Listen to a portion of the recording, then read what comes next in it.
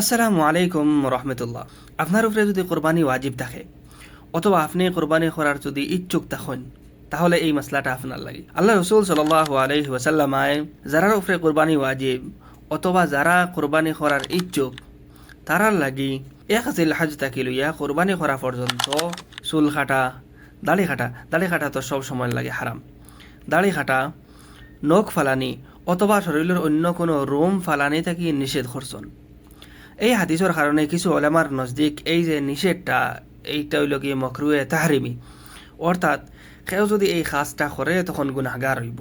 কিন্তু আমরার নজদিক অর্থাৎ ফিকে হানাফি হলোর নজদিক হইল গিয়া যে এই মকরুহটা মকরুহে তানজিহি, অন্য একটা হযরত আয়েশা রাদিয়াল্লাহু তাআলা আনহার হাদিসের কারণে আমরা একটারে কই এটা মকরুহে তানজিহি, অর্থাৎ এই হতার উপরে আমল করা, এই নিষেধের উপরে আমল করা বালা। কিন্তু কেউ যদি কোনো কারণে যদি এইটার উপরে আমল করে না তখন হে গুনাহগার ওই তো নাই। ওটার লাগে যদি আপনি কোরবানি আদায় করেন তখন আপনি চেষ্টা করবা এই হুকুমের উপরে আমল করতা।